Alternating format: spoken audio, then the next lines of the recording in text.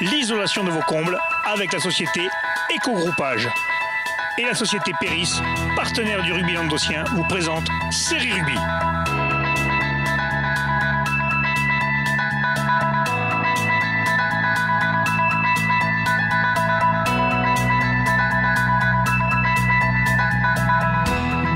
Messieurs, bienvenue à Fédéral Rugby, votre émission sur les fédérales en Languedoc. Avec mes chroniqueurs, bonjour Guillaume. Salut Alain. Bonjour Michel. Salut Alain. Et bonjour Pierre. Salut Alain. Ah mais tu te changes en fait de jour en jour. Ouais, t'as vu ça? Il me remarque maintenant. Le mercredi il met une chose, je dis une autre chose. Ah, c'est bien, non mais ça me fait plaisir parce que j'avais peur de me tromper. Tu vois, ouais. J'ai peur de voir ton maillot du vendredi. Hein. Ouais, c'est vrai. On verra ça.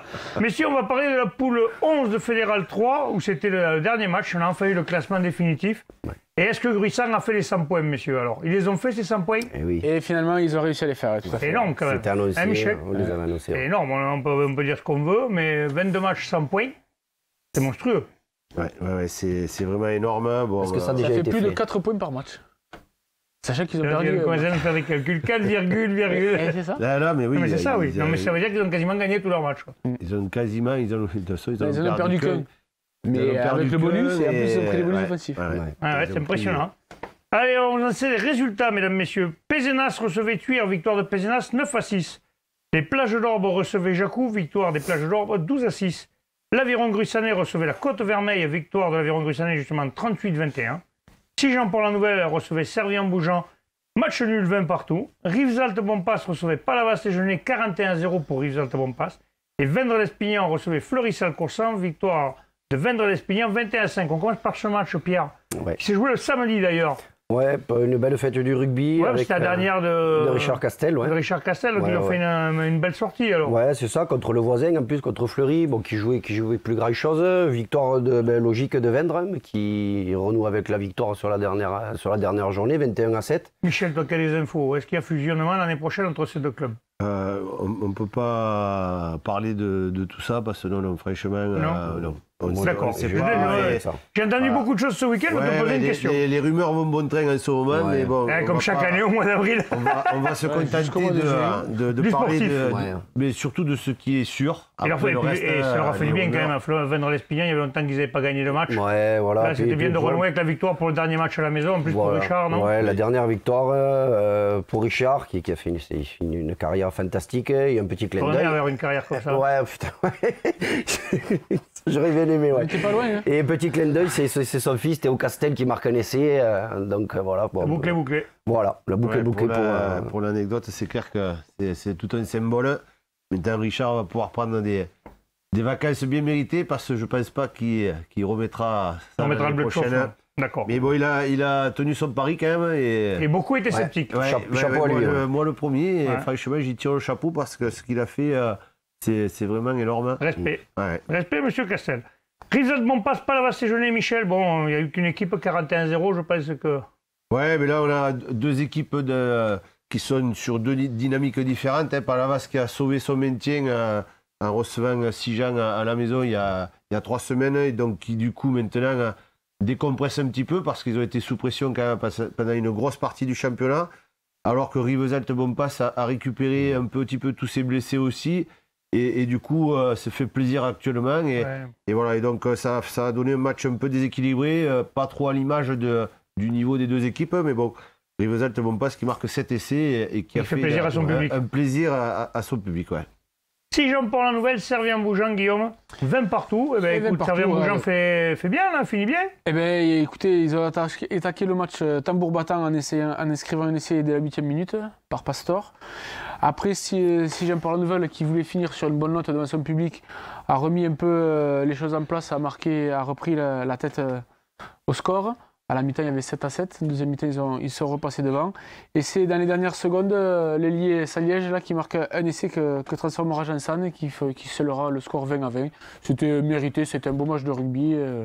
Messieurs, on ne sait pas encore si tous les clubs qui sont derniers ou avant-derniers vont descendre. Il y aura peut-être une refonte avec l'Occitanie, non? Ouais, avec, ça se peut. Ouais. Avec les nouvelles poules. Ça se peut qu'il n'y ait pas de monde de descente. Pas trop. Par contre, ce qu'on peut annoncer, c'est que on sait que Christophe Villaplana arrête à Servien-Bougeant, et ce qui est un scoop et ce qui est vrai, c'est qu'il va donc partir entraîner Saint-Africain.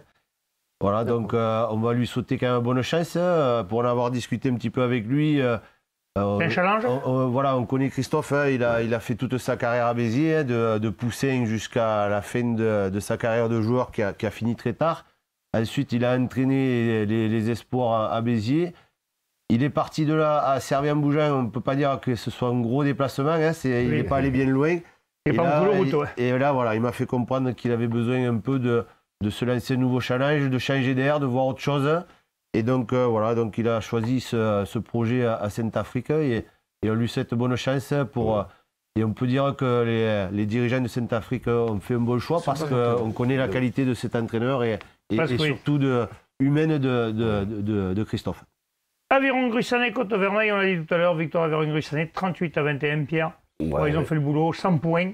Ouais. C'est presque historique, sûrement même d'ailleurs, parce que peu de clubs le font. Ouais, 100 points en fédéral. Ouais, sur le match, 6 essais, 24-0 à la mi-temps. Ouais. Voilà, ça prépare déjà, je pense, les phases finales. Ils ont levé le pied un petit peu en deuxième mi-temps. Ouais, voilà, 3 essais de Côte-Vermeil, tout en deuxième mi-temps. Ouais, voilà, rien à dire. Cette équipe de Gruissant, efficace, simple et efficace. Ouais, voilà, c'est 100 points à la sortie de la saison. On le répète, mais voilà, vraiment chapeau. Là, on espère. On leur souhaite un bon parcours en championnat de France. Ouais, ça serait chouette. Confirmer un championnat de France parce que ce serait dommage d'avoir fait et de s'arrêter là. Comme ça un championnat pour pas aller loin. Là, il faudra aller au bout maintenant. Plage d'Orbe contre Jacou. Michel, Plage d'Orbe 12-6 contre Jacou. Ouais, il explose de rire. Je ne sais pas pourquoi. Non, parce qu'on s'attendait à un match. Voilà, on sait ce qui s'est passé au match aller. C'était un match tendu. On pensait quand même malgré tout voir un peu plus de jeu. Bon, mais ça a été un match assez fermé. Donc, trois arbitres officiels quand même, forcément, pour éviter tous les débordements. Ce match-là a été dans un bon état d'esprit. Mais voilà, bon, pas grand-chose au niveau concrétisation. Donc 4 pénalités de mêlée pour RCPO, 2 pénalités d'Oustric pour Jacou. Voilà, 12-6, un petit score. Mais par contre, un très bon résultat pour RCPO parce que du coup, ils sont avec cette victoire, ils se classent 3e. Et pour un club promu, c'est quand même un exploit. Ils auront le barrage retour à domicile ou à l'extérieur quand même? Non, à l'extérieur. C'est que les 2 premiers, d'accord, donc ils auront à l'extérieur. Enfin, c'est vrai que quand tu es promu, finir 3e de poule de Fédéral 3 quand même, c'est un sacrément bon résultat sur la saison. C'est clair, ouais. Le stade Picénois recevait Thuir et eux, il leur fallait absolument gagner pour avoir ce barrage retour à domicile, n'est-ce pas Guillaume? Tout à fait. Et ils l'ont fait 9-6. 9-6, ouais. Très beau match, non? Très beau, ouais, très beau, j'irai pas jusque-là. Parce que les défenses se sont régalées. Après, les attaquants ont été un peu mis à mal.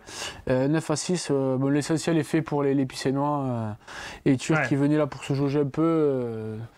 En sachant le résultat, enfin ne sachant pas l'autre résultat, il fallait absolument gagner. Bon, ils ont fait une belle partie, ils sont bien envoyés en défense, mais ils n'ont pas réussi à gagner contre les Picénois. Les Picénois, donc du coup, eux auront le barrage retour à domicile comme Gruissant, donc là. Je ne sais pas s'ils étaient heureux à la fin du match, non? Tu as parlé avec les joueurs? On a discuté un peu avec tout le monde, il restait un petit peu. Il y a eu un contrôle antidopage sur ce match-là. Ouais. Donc, il y en avait eu d'ailleurs à la finale en série le dimanche aussi. Ah oui, ben là il y a 2 joueurs de chaque. Et donc de côté Picénois, c'est Farid Taoutaou oui, on a vu la photo, qui a eu du mal à remplir le bocal. Il n'avait pas vu de bière. Il boire des bières à venir. Si, pourtant. Et côté Turinois, c'est le talonneur Drevet qui, pareil, lui aux grandes dames de ses coéquipiers, donc il a dû commencer la 3e mi-temps plus tôt à Pézenas. Ils sont partis quand même 6h30, 7h moins le quart. C'est pas mal. Il est arrivé vraiment pas, il voulait pas. Ça ne veut pas venir. Tu as réussi à avoir une interview quand même après match? Oui, on a, donc vous allez voir. Donc, on va voir l'interview justement des joueurs du stade Picénois, messieurs. Oui, on se retrouve donc en direct de Pézenas à l'issue de ce match où Pézenas a reçu Thuir avec une petite victoire 9-6, mais victoire importante. Donc à mes côtés, Romain Beradouan et Mehdi Kadous. Donc Romain, comme je l'ai dit, on s'attendait à un match avec de grandes envolées. Ce n'était pas le cas, mais on peut dire que le job est fait et vous restez second. Oui, il nous fallait une victoire à tout prix pour garder cette place de second et pouvoir recevoir le 2e match des 32e.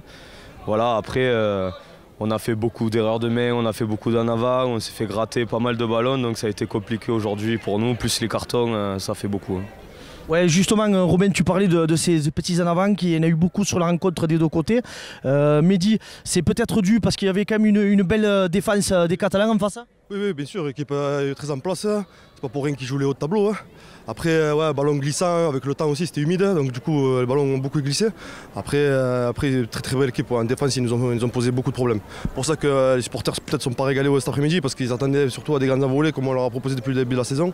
Mais bon, le job est fait, comme tu as dit. On est second, on prendra les 32e finale retour à la maison. C'est ce qu'il fallait. Ouais, voilà, comme dit, le job est fait. Vous faites quand même une remarquable saison, donc vous finissez second. Et surtout, j'ai vu que la patte gauche était toujours là, donc vous allez quand même préparer plus sereinement ces phases finales. Ouais, on va essayer de faire au mieux pour ces 32e de finale. Après, on perd quand même Dimitri Graveja et Adrien Ducroix, malheureusement, pour le boulot et pour une grave blessure. Donc c'est un peu dommage, on perd un peu de monde là. Il nous a manqué aussi l'ailier supersonique. Carayon, donc ouais, ça fait beaucoup, un peu de temps là.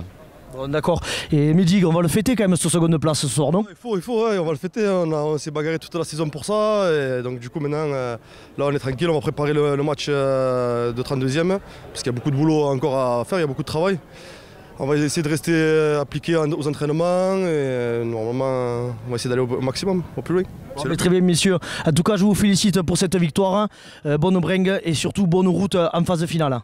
Merci, au revoir. Ouais, voilà, tout à fait. Romain Berradouan et Mehdi Kadous là, qui nous confirmaient donc que c'était bien une bonne mise en jambe donc, pour les 32e qui commencent dès la semaine prochaine. Dès la semaine prochaine, d'ailleurs ce jour-là, les matchs suivants, Thuir recevra donc Arpajon-Vénaz, Gruissant se déplacera à Cavaillon, Plage d'Orbe recevra Nègrepelisse, voilà, qui est dans la poule de Quillan. Et Jacou recevra Coraz-Ney et Pézenas se déplacera à Aix. À Aix, sur le terrain de Aix.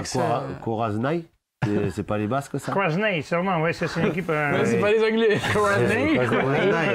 Coraz-Ney. À mon avis, ça se dit pas Coraz-Ney, ça se dit Coraz-Ney. Coraz-Ney. Coraz-Ney, à côté de Basse. D'accord. Oui, Coraz-Ney, d'accord. Commandaï. C'est un nom qui est très connu. Parce que je sais qu'il y a je sais qu'il y a des internationaux qui sont issus de ce. Alors un gros morceau pour Jacou.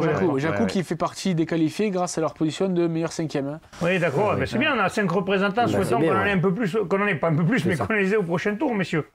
Allez, on passe à la poule 12 pardon, de Fédéral 3, j'ai du mal aujourd'hui. C'est Quillan qui se déplaçait à La Roque-Bélestat et défaite 36-10, Pierre. Ouais, le dernier match de la saison, on savait que Quillan était maintenu, se déplaçait dans un derby, parce que bon, c'est l'Aude et l'Ariège, mais c'est distant de 30 km. Pour m'être entraîné avec Quillan vendredi, on va dire qu'ils avaient pris le match un petit peu, je pense, un peu à la légère. Et bon, voilà, rien à dire sur le match Bélestat qui pouvait jouer son maintien. Si Montauban perdait à Grenade, mais ils ont gagné, donc Bélestat descend en honneur. Et voilà, bon, Quillan qui termine la saison en roue libre. On verra les descentes, comme on a dit, avec les refontes certainement des fédérales quand on verra les poules Occitanie. Alain, il a un peu vendu la moitié du il a vendu la moitié d'une mèche, non? Je m'entraîne un peu avec. On peut dire que notre chroniqueur l'année prochaine sera une future recrue de Quillan. Voilà. Donc un dernier challenge sportif. Et, salut à tous les copains qui en est. Dis Mouxeng. Allez, parfait. On passe à la Fédérale 2, messieurs, la poule 5. Nous avons 2 représentants, c'est le 4 et Castelnaudary. Et ce week-end, ils s'affrontaient à Castelnaudary. Et le 4 a fait match nul là-bas, je vais dire Michel. Oui, tu peux dire Michel, c'est bon. C'est bon, ça tombe bien. Voilà. 17 partout, Michel. Pour une fois, tu as eu juste. Je sais pas vous, mais il fait chaud aujourd'hui. Ouais.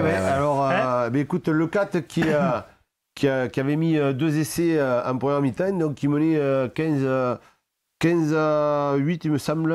15 à 8, c'est impossible, ça doit être 14 à 8, parce qu'à mon avis, 15 à 8, ils ont fait un drop de 2 points.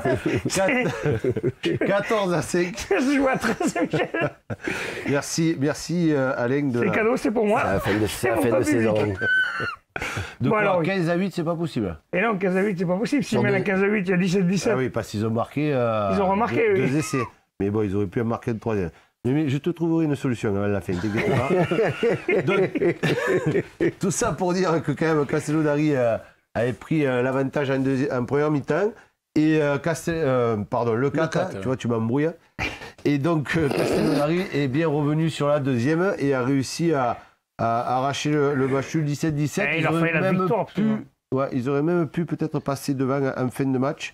Mais ils ont préféré taper en touche pour aller marquer un essai au lieu de prendre la pénalité. Voilà, bon.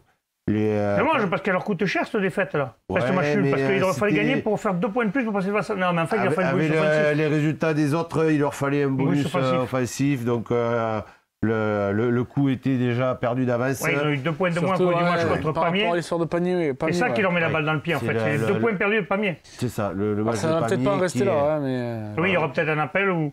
À signaler que le week-end prochain, donc le 4 jouera un match et ça se jouera contre Florence à domicile, mesdames, messieurs. Allez, on passe à la Fédérale 1, la poule 4. Nous avons 2 représentants. Agde et Nîmes, ils n'ont pas joué ce week-end.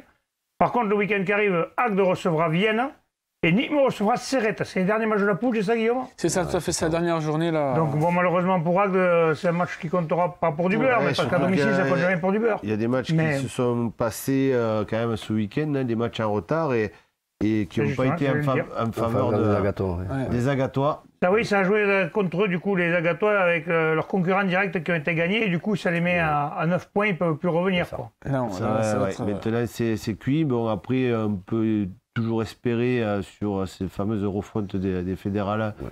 Donc, ça serait quand même bien que Agde reste à Qu'on ce ait un niveau-là, représentant qui parce reste. qu'on a besoin d'un représentant dans la région. C'est le seul qui est en fédéral 1.